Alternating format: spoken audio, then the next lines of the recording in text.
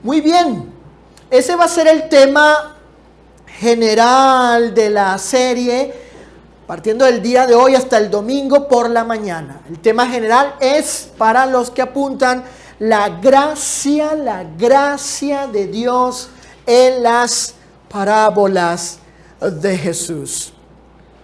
Déjenme decirles que una parábola, según la definición de un diccionario de la lengua griega del Nuevo Testamento, significa que la parábola es una ilustración que se emplea para enseñar. En este caso, una lección espiritual. Miren, en esta serie de lecciones vamos a estudiar acerca, como dije, de la gracia de Dios.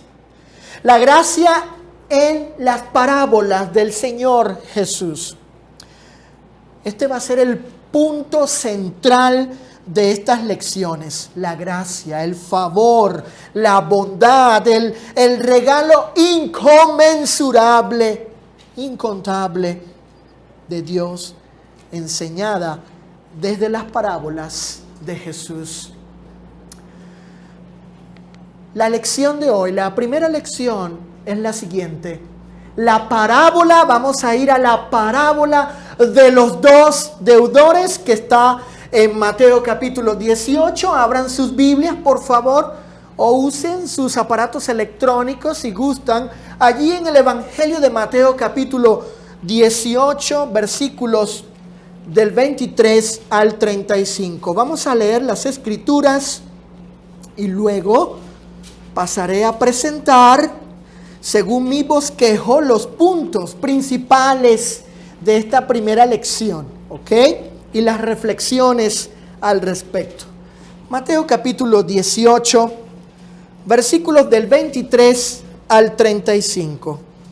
Dice así la Escritura: por el cual, hablando el Señor Jesús, el reino de los cielos es semejante a un rey que quiso hacer cuentas con sus siervos. Y comenzando a hacer cuentas, le fue presentado uno que le debía 10,000 talentos. A este, como no pudo pagar, ordenó su señor venderle y a su mujer e hijos y todo lo que tenía, para que se le pagase la deuda. Entonces aquel siervo postrado le suplica diciendo: Señor, ten paciencia conmigo y yo te lo pagaré todo. El señor de aquel siervo, movido a misericordia, le soltó y le perdonó la deuda. Pero saliendo aquel siervo halló a uno de sus consiervos que le debía 100 denarios. Y haciendo de él, le ahogaba diciendo: págame lo que me debes. Entonces su consiervo, postrándose a sus pies, le rogaba diciendo: ten paciencia conmigo y yo te lo pagaré todo. Mas él no quiso, sino fue y le echó en la cárcel hasta que pagase la deuda. Viendo sus consiervos lo que pasaba, se entristecieron mucho y fueron y refirieron a su señor todo lo que había pasado. Entonces, llamándole su señor, le dijo: siervo malvado, toda aquella deuda te perdoné. ¿Por qué me rogaste? ¿No debías tú también tener misericordia de tu consiervo como yo tuve misericordia de ti? Entonces su señor, enojado, le entregó a los verdugos hasta que pagase todo lo que debía. Así también mi Padre Celestial hará con vosotros si no perdonáis de todo corazón cada uno a su hermano sus ofensas.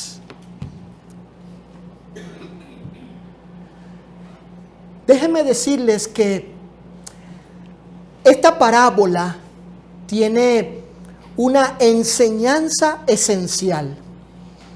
También tiene una enseñanza particular que nos permite conocer acerca de la indulgencia de Dios y de su poder y eficacia en la remisión de pecados.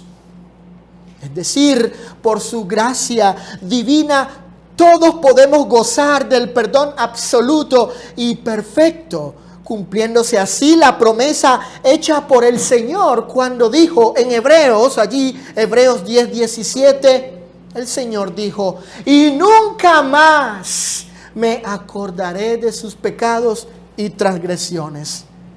¿Y por qué? Porque Dios nunca más nos imputará o nos culpará de nuestros pecados pasados, porque Él prometió perdonarnos de tal forma, de tal manera, de tal magnitud, como dice el profeta Miqueas en el capítulo 7, verso 19, Dios echará en lo profundo del mar todos nuestros pecados. De esta forma, el perdón divino sería impartido a todo pecador penitente que de corazón confíe, de corazón confíe en la gracia compasiva del Señor. El primer punto que vamos a considerar de esta parábola es una deuda impagable. Miren, esta parábola no puede ser entendida en su plenitud y esencia si no se conoce el fundamento central de ella. Y precisamente es de lo que hablaremos en esta lección. Sacar de allí, extraer este fundamento, porque en el fundamento se enseña acerca de la gracia inconmensurable o incontable del Señor o de Dios. Fíjense, noten que el Señor en la ilustración muestra a un siervo de un rey que poseía una deuda que para esa época implicaba prácticamente una deuda infinita.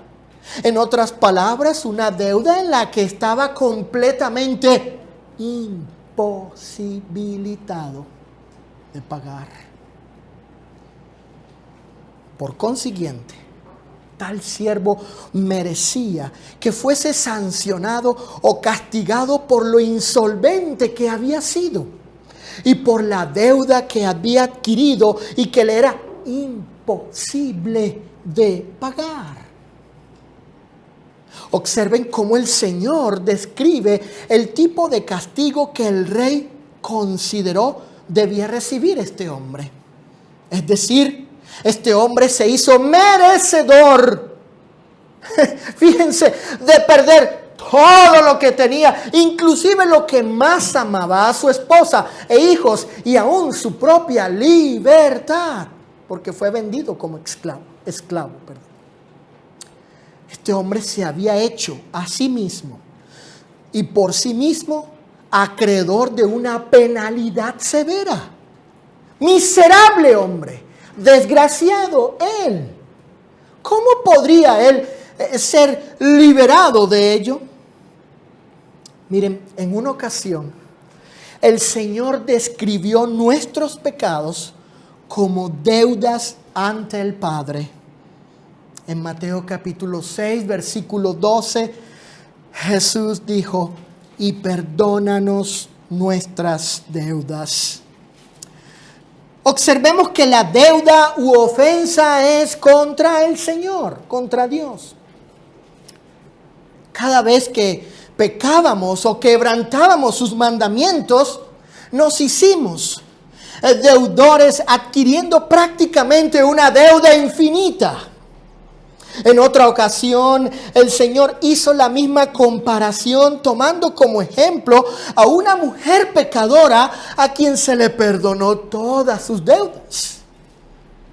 Entonces, nosotros, siervos del Rey de Reyes, también fuimos acreedores de una deuda espiritual que nos era imposible de pagar.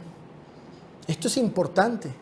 Es importante que nosotros los cristianos, los hijos de Dios, recordemos que estábamos en esa condición, en ese estatus, imposibilitados, impedidos de poder pagar nuestras deudas de pecado.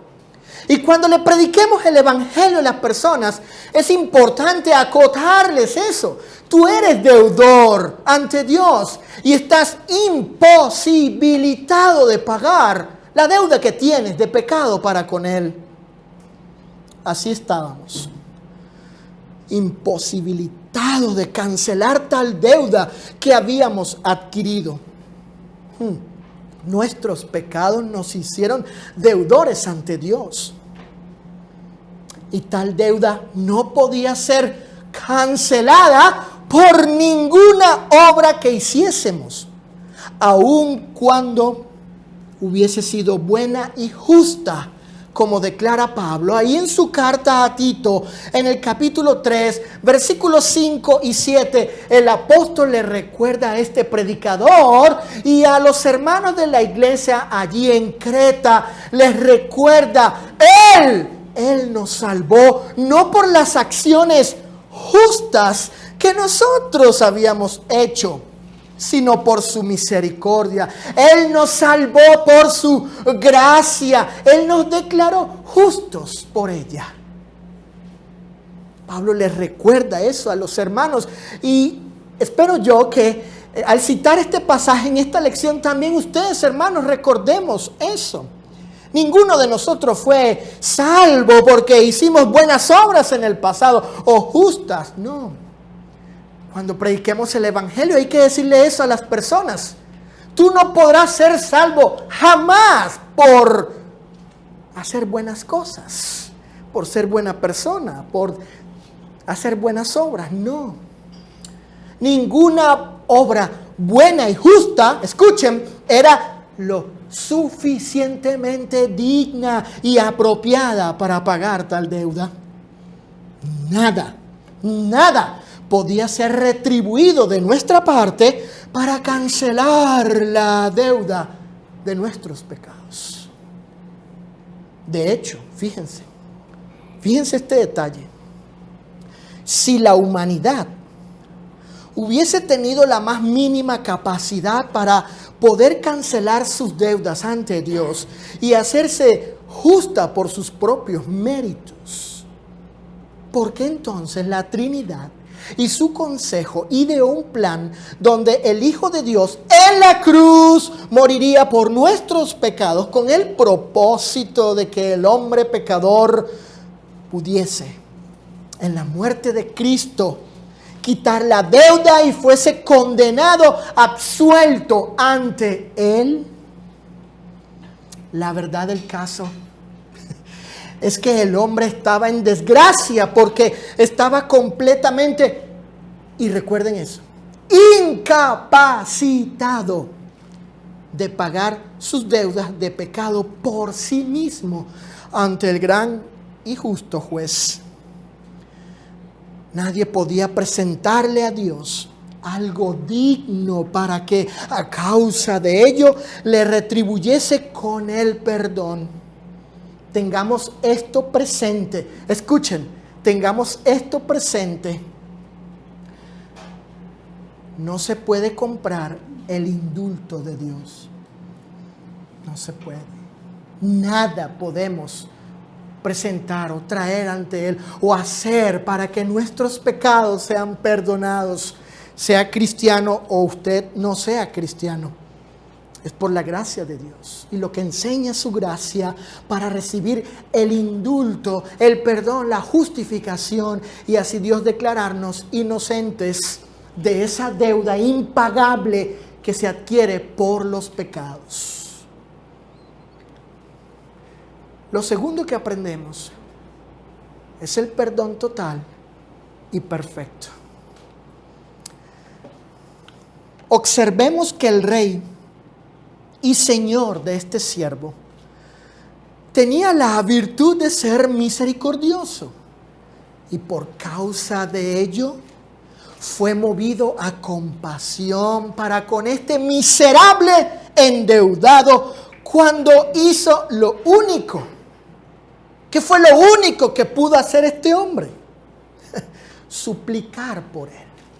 Señor, ten misericordia de mí, ten paciencia de mí, te lo voy a pagar todo. Era lo único que podía hacer. En ese sentido, el rey no fue indiferente al ruego de este pobre hombre, sino que se mostró compasivo a la súplica de uno a quien el rey, escuchen, porque quiso el rey, y en la forma que él quiso, bueno, él podía perdonarle toda la deuda a este miserable convicto de ella. Noten, el rey fue movido a hacer con él, escuchen, el rey fue movido a hacer con él lo que merecía. No se movió el rey a darle lo que merecía por su deuda, sino que el hombre recibiese lo que no merecía, pero sí necesitaba. La misericordia de Dios, la compasión, el perdón del rey. Esto significa que el rey lo liberó de la obligación de pagar y del castigo, concediéndole la cancelación de toda la deuda que había amontonado en su contra. Este hombre recibió en gracia lo que por él mismo habría sido imposible lograr por él. La remisión de su deuda y un borrón y cuenta nueva. Él no podía hacer eso. Así que la gracia del rey, la misericordia, la compasión del rey se extiende sobre él en la súplica de este pobre hombre que reconoce su desgracia. Y el rey, que era de estas virtudes, le condona la deuda total y perfectamente. Todo por la gran y profunda compasión del rey. Miren, las propiedades de este perdón son total y perfecto. Recuerden eso, el perdón de Dios es total, absoluto y perfecto. Ya no debía ni un solo centavo. Cada uno de ellos fue cancelado. No faltó nada que no fuese borrado de su insolvente cuenta. Entonces, y como declara Pablo en su carta a los Romanos capítulo 3, verso 24, Romanos 3, 24, dijo el apóstol en una versión, la NTV, dice, sin embargo, con una bondad que no merecemos, Dios nos declara justos por medio de Cristo Jesús, quien nos liberó del castigo de nuestros pecados. En la versión NBD dice, pero Dios por su gran amor gratuitamente nos declara inocentes porque Jesucristo pagó todas nuestras deudas. Pablo nos enseña que Jesucristo tomó la deuda y la pagó en beneficio de nosotros cuando no merecía pagarla con su vida en la cruz. ¿Y por qué hizo Cristo? Jesús, ¿por qué hizo tal cosa? Porque siempre supo el Señor que tendríamos una deuda que no podríamos pagar. La deuda que es la culpabilidad de los pecados, por los pecados, solo pudo ser condonada o perdonada por la eficacia de la muerte de Jesucristo en la cruz. De esta forma, fíjense, Pablo les recordó a los hermanos en Colosa que ellos habían recibido el perdón de sus pecados porque la deuda que habían adquirido por la lista de cargos que cometieron contra la ley del Señor y que resultó contra ellos cuando estaba vigente la ley de Moisés. Esa lista fue cancelada en la cruz del Calvario. Dice el apóstol Pablo, escuchen, antes de recibir esa circuncisión, ustedes estaban muertos en sus pecados. Sin embargo, Dios nos dio vida en unión con Cristo al perdonarnos todos los pecados y anular la deuda que teníamos pendiente por los requisitos de la ley. Él anuló esa deuda que nos era adversa, contraria, y lo hizo clavándola en la cruz. Colosenses 2, 13 y 14, versión internacional.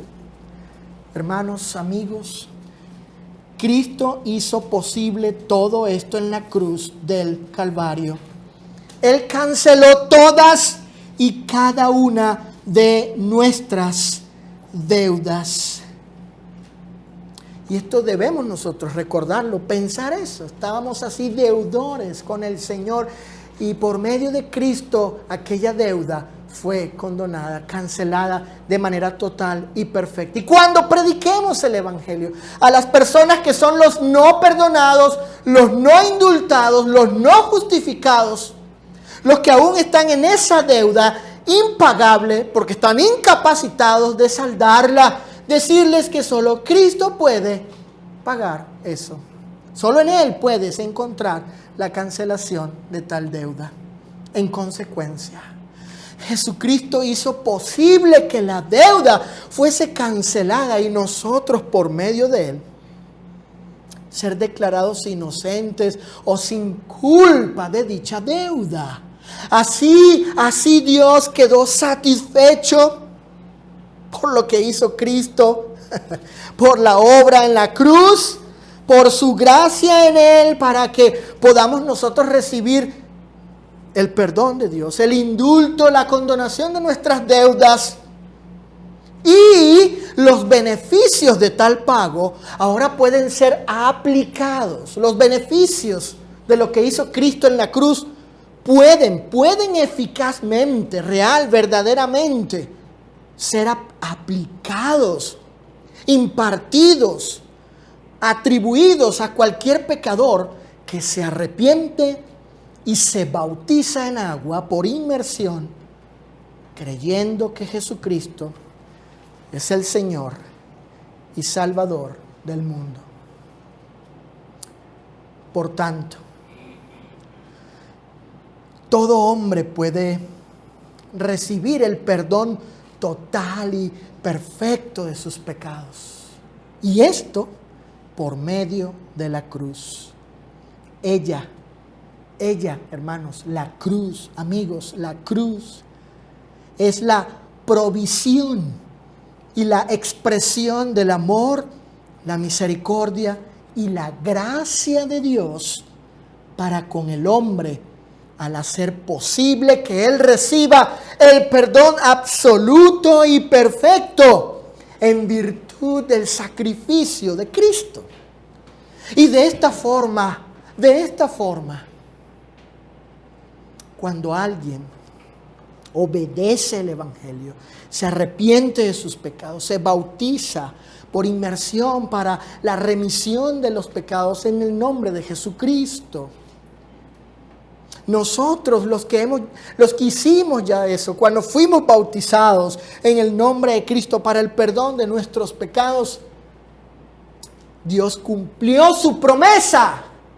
Dios cumplió la promesa que dijo en la antigüedad, en Jeremías 31.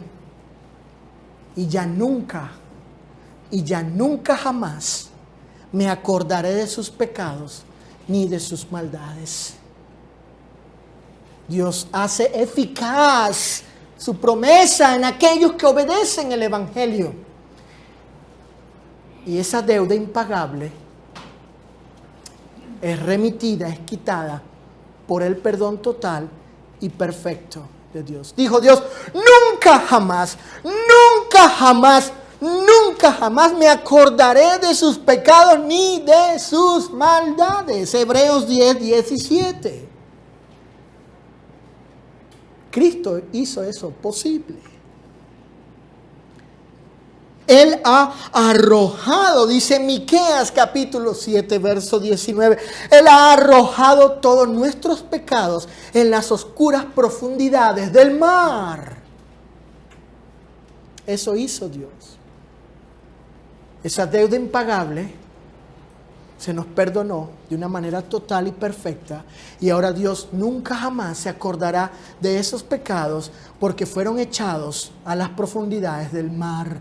Por tanto, la parábola nos enseña particularmente que Dios quiere y puede perdonar, y lo hace de una forma total y perfecta por su gracia y bondad inmerecida.